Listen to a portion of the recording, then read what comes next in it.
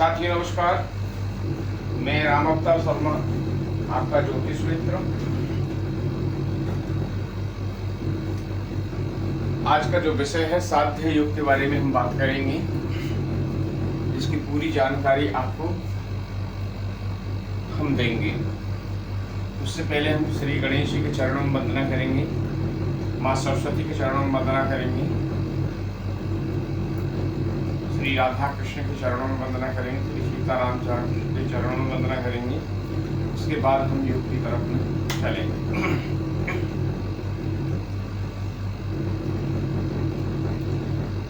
ओम श्री गणेशाय नमः। ओम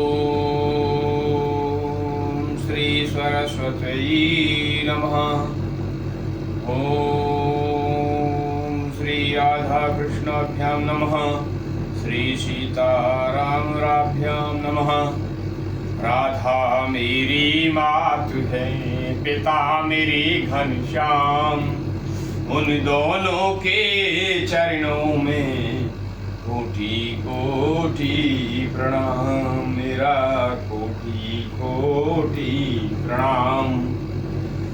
जय जय राधा रमण, जय जय नवल किशोर, जय गोपी चित चोर प्रभु, जय जय माखन चोर, जय जय माखन चोर। आई हो तो प्रेम से लो हरि का नाम, सब दर्शकों को दास की जय जय राधेश्याम, जय जय सीताराम। श्रीमन्नारायण चरणौ शरणं प्रपद्ये, श्रीमते नारायणाय नमो नमः। प्रिय दर्शकों, राधे राधे। आज का जो विषय है साध्य युग के बारे में हम जानेंगे। पहले चलते हैं हम ज्योतिष शास्त्र में जो पंचांग है, पंचांग के 5 अंग होते हैं। कौन? तिथि, वार, नक्षत्र, योग और करण। ये 5 पंचांग के 5 अंग हैं। उससे पहले हम चलेंगे जन्म के समय 27 योग होते हैं, जो कि हर रोज एक योग चेंज होता है। हर रोज प्रतिदिन योग चेंज होता है। हम इनके पहले नाम जानेंगे। इन योगों के नाम क्या है? सबसे पहला विश्व कुंभ योग। देखिए, पहले नंबर का ही जो योग है विश्व कुंभ योग, यानी विश्व से भरा हुआ, कुंभ माने घड़ा, विश्व कुंभ, विश्व से भरा हुआ घड़ा। दूसरे नंबर का प्रीति योग, तीसरे का आयुष्मान योग, चौथे नंबर सौभाग्य योग और 5वां शोभन योग, 6ठा अतिगंड योग, 7वां सुकर्ता योग, 8वां धरती योग, 9वां सूर्य योग, 10वां गंड योग, वृद्धि योग, ध्रुव योग, व्याघात योग, अर्थण योग, ब्रज योग, सिद्धि योग, मतिपात योग, वरियान योग, परिघ योग, शिव योग, सिद्ध योग, साध्य योग, शुभ योग, शुक्ल योग, ब्रह्म योग, इंद्र योग और वैधृति योग। ये टोटल जो है आपके 27 योगों के नाम हैं। जानेंगे हम 27 योग में 3 कैटेगरीज में ये योग आते हैं। कौन कौन सी? नंबर 1 में जो है 8, 27 में से 8 ऐसे योग हैं जो अशुभ होते हैं। कौन? अशुभ। अशुभ में कौन कौन आते हैं? जैसे विश्वकुंभ योग, अतिगंड योग, धरती योग, सूर्य योग, गंड योग, व्याघात योग, व्यतिपात योग और वैधृति योग। ये जो है अशुभ योग कहे जाते हैं।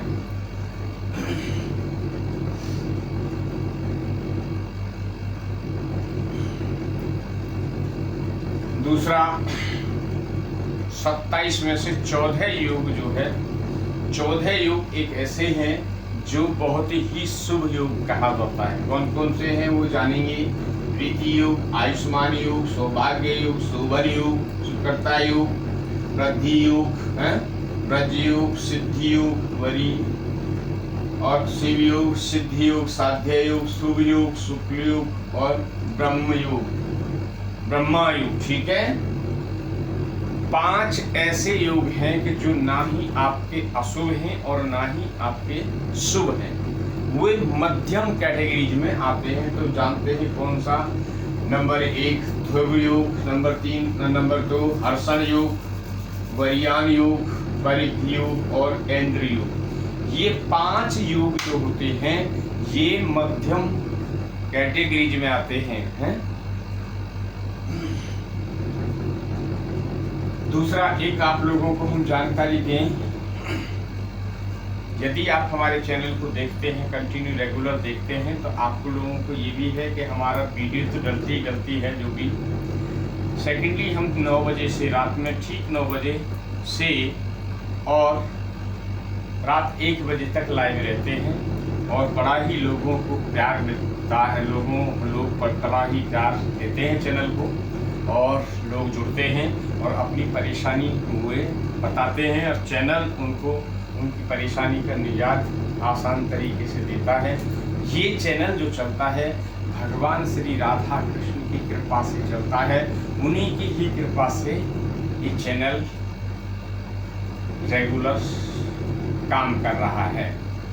दूसरा एक चैनल और भी है हमारा जो @हरी सेवा 2001, उसमें बंदरों की सेवा होती है। उस चैनल को भी आप सब्सक्राइब कर सकते हैं और उससे भी आप जुड़ सकते हैं। ठीक है, तो लाइव पे आप जुड़ना ना भूलें। आप लाइव पे जुड़िए, आपका प्रश्नों का उत्तर दिया जाएगा और आप जुड़ें। चलते हैं, अभी जो हम बात कर रहे थे वो कर रहे थे हम साध्य युग की। साध्य युग एक ऐसा युग, पहले इनके जानेंगे। साध्य युग के जो भगवान हैं साध्य युग के, वे माँ सरस्वती हैं। कौन? माँ सरस्वती। इसकी जो है भगवान जो हैं माँ सरस्वती हैं साध्य युग की। दूसरा इसके जो ग्रह हैं वो बुध देव हैं। कौन? बुध देव। जिस जातक का, जिस बच्चे का इस युग में यदि जन्म होता है तो वो बच्चा जो है बहुत ही भाग्यशाली होता है। ऐसे बच्चे का देखिए प्रभाव क्या होता है, आपने सुना होगा। ऐसा बच्चा जब आपका बच्चा जब जन्म ले रहा है और बच्चे का जब जन्म होता है, यदि आपके कोई कार्य बहुत दिन से रुके होंगे हैं, पिता ने कहीं आपका इंटरव्यू वगैरह सब कुछ दे रखा होगा और उनका कॉल मतलब वहाँ से अपॉइंटमेंट लेटर नहीं आ रहा है, किसी कारण से रुका पड़ा है, कैसा रुका पड़ा है ये, ऐसा बच्चे का जब उनके घर में जब जन्म होता है तब पता चला बच्चे का इधर जन्म हुआ है और पता चला दूसरे दिन ही उनका पिता का ज्वाइनिंग लेटर आ गया है। चाहे वो टीचरी में हो, चाहे वो आर्मी में हो, चाहे वो किसी भी डिपार्टमेंट में हो गवर्नमेंट में, और उनका लेटर आ गया। दूसरा कई बार ऐसा होता है कोई जमीन जायदाद के किसी के बहुत परेशानी मुकदमेबाजी चलती रहती है और उसमें विजय सफलता नहीं मिलती है। ऐसे बच्चे का जब जन्म होता है तो उसको उसी समय तत्क्षण उसको सफलता मिल जाती है। पता चला वो काम बहुत दिन से 2, 4, 6, 10 साल से वो काम हो नहीं रहा था, मगर जो उस बच्चे का साध्य युग में जन्म हुआ तो उनका वो कार्य सिद्ध हो गया। ये साध्य युग की महिमा है। दूसरा, यदि ऐसे बच्चे का जन्म होता है तो ऐसा जो बच्चा है वो आज्ञाकारी होता है, अपने माता पिता का आज्ञाकारी होगा, अपने पड़ोस का आज्ञाकारी होगा, अपने चाचा ताऊ इनका सबका आज्ञाकारी होगा। दूसरा मामा मामी नाना नानी इन सबका बहुत ही प्रिय भी होगा और आज्ञाकारी भी होगा। ऐसा बच्चा बहुत ही बड़ा होनहार होगा। ऐसा बच्चा जो है बहुत होनहार होगा और ये हर चीज से सिद्ध होगा। ऐसा बच्चा पढ़ने में नंबर 1 होगा। साध्य युग में जो बच्चा जन्म लेता है, ये मुहूर्त चिंतामणि में कहा गया, ऐसा बच्चा बहुत उन्नति करता है ऐसा बच्चा। दूसरा, ऐसा बच्चा जब पढ़ता है तो ऐसे बच्चे को जहाँ वहाँ बच्चे भी होते हैं तो वो भी बहुत उसको ऐसे को प्यार देते हैं। आपने देखा होगा टीचर भी बहुत प्यार करते हैं। एक क्लास में करीबन 75 या 65 बच्चे अराउंड होते हैं एक क्लास में। ऐसा बच्चा 70 बच्चे में से एक दो ही बच्चा ऐसा होता है जो बच्चों का भी प्यारा होता है उनका, और दूसरा जो भी टीचर होते हैं या जो भी उसका क्लास टीचर है उनका भी बहुत अति प्रिय होता है। कहते हैं मॉनिटर बना दिया बच्चे को, बहुत प्यार है और बहुत पढ़ने में बहुत इंटेलिजेंट है, ऐसे बच्चे को क्लास में भी मॉनिटर बना दिया जाता है।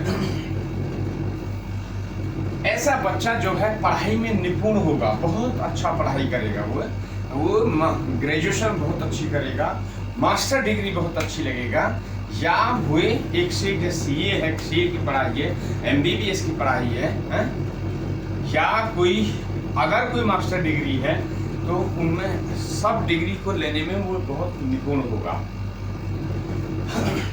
ऐसा बच्चा यदि कहीं भी वो कार्यरत होगा तो वहां उससे बहुत मित्रता है? लोग वहां उससे प्यार करेंगे। उनका जो ऑनर होगा या कोई गवर्नमेंट डिपार्टमेंट में उसका सीनियर होगा तो सीनियर भी उससे बहुत प्यार करेंगे और जूनियर भी उससे बहुत प्यार करेंगे, मगर वो भी सबसे बराबर प्यार करेगा। ऐसे बंदे में काम करने की क्षमता और काम करवाने की क्षमता दोनों ही बिल्ड है, बहुत ही कार्यरत है। तो ये हमने जो है आज जो हम बात करें सेकेंडरी, इस ग्रह के इस योग के जो ग्रह देवता हैं वो है बुध देव। यदि कुंडली में बच्चे की कुंडली में यदि केंद्र में बैठ जाए, देखिए यदि केंद्र में बैठ जाए बुध देव, यहाँ बैठ जाए, यहाँ बैठ जाए, यहाँ बैठ जाए, केंद्र में बैठ जाए, स्वग्रही होकर बैठ जाए, अपनी राशि में होकर बैठ जाए, या उच्च के होकर बैठ जाए हैं, या उच्च के होकर बैठ जाए।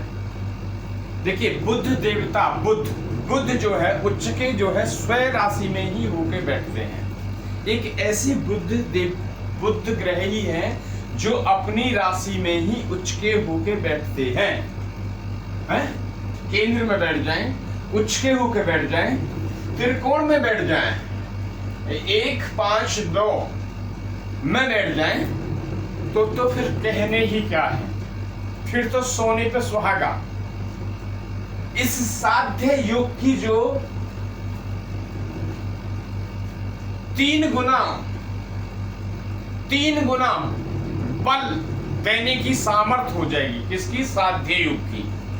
यदि बुध देव केंद्र में बैठ जाए, 1, 4, 7, 10 में बैठ जाए, या 1, 5, 9 में बैठ जाए, स्व राशि होकर बैठ जाए, मित्र की राशि में होकर बैठ जाए, हैं, उच्च के होकर बैठ जाए, तब तो फिर कहने ही क्या। बच्चा जो है ऐसा, यदि बुध ग्रह स्व राशि उच्च के होके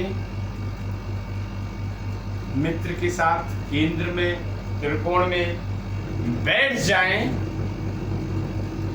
तब तो ऐसे बंदे का जो ग्राफ है वो कभी नीचे डाउन होगा ही नहीं।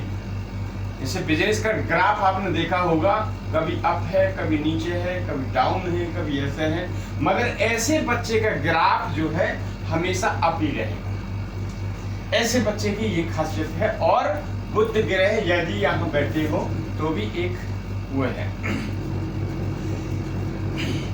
ऐसे बच्चे का यदि कोई मंगलिक कार्य करना हो, जैसे इसकी सगाई, इस बच्चे की सगाई करनी हो, सबसे पहले हम दूसरे उस पर चलते हैं।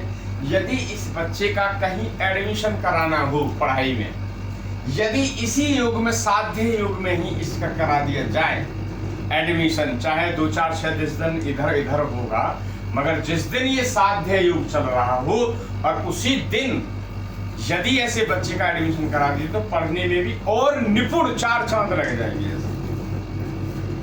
सगाई ऐसे बच्चे की, यदि सगाई साध्य योग में जन्मे बच्चे की साध्य योग में ही उसके यदि कोई मंगल कार्य किए जाते हैं तब तो कहने ही क्या है। ऐसे बच्चे की सगाई विवाह भी यदि साध्य योग में किया जाए तो वो रिश्ता बहुत मजबूती से चलता है। हस्बैंड वाइफ का जो रिश्ता है बहुत ही मजबूती से चलेगा और कभी उसमें कोई विघ्न नहीं आएगी। ये आपकी साध्य योग की जानकारी है। सेकेंडली हम समझते हैं जिनका अतिगंड योग, जैसे ये आपका विष्कुंभ योग, आपका अतिगंड योग, धरती योग, शूल योग, गंड योग, वतिपात योग और आपका वैघृति योग में यदि जन्म होता है, यदि आपके बच्चे के यदि आप ब्राह्मण से पूछें जब नामकरण हो तो कौन सा योग है, यदि ये योग है जो रेड मार्क दे रखे हमने विष्कुंभ योग, अतिगंड योग, शूल योग, धरती योग में आपके बच्चे ने किसी ने जन्म लिया है तो इस बच्चे की आप गौमुख प्रसव शांति कराएं। कब कब होगी? पहले साल में बच्चे का ये गौमुख प्रसव शांति कराएं। सेकेंडली 15वें साल में आप कराएं तो बच्चे को कभी भी कोई प्रॉब्लम नहीं आएगी। यदि ऐसे विष्कुंभ योग, अतिगंड योग, धरती योग, शूल योग, गंड योग, व्यतिपात योग, आपका वैधृति योग में यदि किसी बच्चे का जन्म होता है, ऐसे बच्चों के इम्यूनिटी पावर जो है, सिस्टम जो है कमजोर हो जाता है। इम्यूनिटी पावर वो सिस्टम कमजोर हो जाता है। वो बार बार 8 साल तक बार बार बीमार होने का उनको बीमार होते ही रहते हैं। सुना होगा, देखा होगा आपने, ये बच्चा हमारा बहुत ज्यादा बीमार रहता है। ये बीमार रहता ही रहता है। उनके माता पिता भी एक जिस दिन से हुआ ये बीमार ही रहता है। ये क्या है? ये एक अशुभ योग में बच्चे का जन्म हुआ, उसका ये नेगेटिव प्रभाव है। इनकी पूजा का विधान है। क्या है? गौ मुख प्रसव शांति। गौ माने गाय, मुख माने मुख, प्रसव माने डिलीवरी। गाय के मुख से दोबारा बच्चे का जन्म कराना, उसी को कहते हैं गौ मुख प्रसव शांति। इनकी जो है पूजा जो करीबन 5 से 6 घंटे कंटिन्यू निरंतर पूजा चलती है। इस पूजा का और भी सुन लें। जब आपका जहां वर्क प्लेस है, जहां आप रेजिडेंस रह रहे हैं, वहां से करीबन 15 से 20 किलोमीटर कहीं दूर जाएं और इसकी पूजा कराएं। कहाँ? या तो माता दुर्गा के मंदिर में आप पूजा करा सकते हैं या भगवान शंकर के मंदिर में जाके इसकी पूजा करा सकते हैं। पूजा जब भी कराएंगे तो इसका गौ मतलब गाय वहां आनी चाहिए मंदिर में। जो भी आपके जो ब्राह्मण जो करेंगे, जो भी आचार्य जो पूजा करेंगे, उनसे पहले ही ये चीज तय कर लें कि हमारे जब बच्चे की जब ये ग्रह शांति होंगी, जब गौमुख प्रसव शांति आप करेंगे तो वहां पे गाय जो है प्रेजेंट रहे। कई बार क्या होता है, पंडित जी महाराज जो है कह देते हैं हाँ कर देंगे, ठीक है, हो जाएगा, हो गई। अब आपके पैसे भी लग गए और पता चला उस चीज का फायदा भी नहीं हुआ। जिस दिन हम ये लास्ट होंगे आपको जिस दिन वैघृति योग जो पूरा होगा, उस दिन हम आपको पूरा डेमो देखें, क्या क्या चीज इसमें चाहिए, पूरा डेमो देके हम ये आप लोगों को पूरा प्रेजेंट करेंगे ताकि आप आगे कहीं पूजा कराएं तो मार ना खाएं। मंदिर में जहां भी पूजा आप कराएंगे तो वहां कहीं से या तो मंदिर में होगी गाय गौ माता, यदि नहीं है तो कहीं से मंगाएंगे गौ माता। जो भी किसी के गौ माता होगी वो 400 से 500 रुपये लेगा, ला के वहाँ पे बांधेगा जब तक पूजा चलेगी।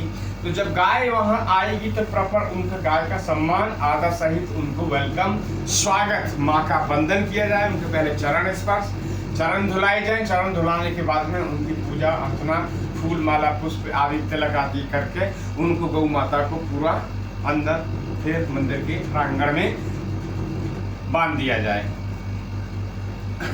ठीक है। फिर गौ माता के लिए जो है अनाज, 5 किलो गेहूं वगैरह, जैसे 5 किलो, 2.5 किलो, 3 किलो गेहूं है, ज्वार है, बाजरा है, ऐसी चीज आप उबालें। उबालने के बाद में उनको पूरा उबालें और उसमें गुड़ डालें। उबाल के उनको ठंडा कर दें। ठंडा करने के बाद में 27 पेड़ों की वनस्पति करीबन 35-40 लीटर में उसको खुलाया जाएगा, उबाला जाएगा, फिर उसको ठंडा किया जाएगा है?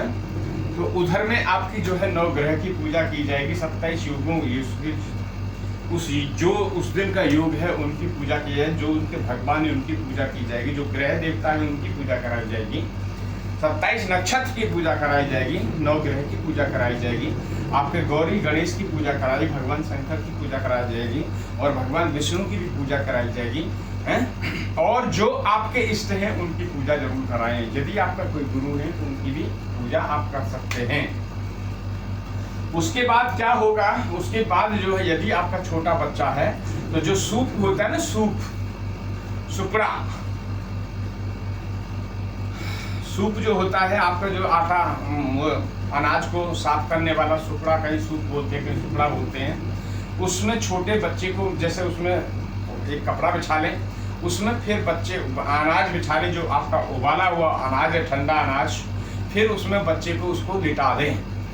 लिटाने के बाद में और बच्चे को थोड़ा सा बच्चे के ऊपर भी डाल दें और गौ माता के आगे आप ले जाएं। तो गौ माता जैसे उस अनाज को खाएगी तो आपकी जो बच्चे से उसका जो जबान वगैरह टच होगी, टच होगी, तो यानी गौ माता ने एक बार टच की, 2 बार टच की, 3 बार टच की, तो एक मतलब ये गौ माता यदि एक बार भी चाट लेती है तो भी वही कार्य होता है।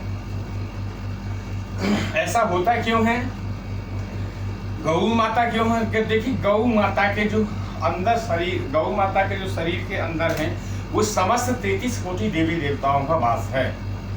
अभी हम गौ के जब उसके बारे में बता देते हैं कि गौ के मुख के अंदर में क्या क्या है।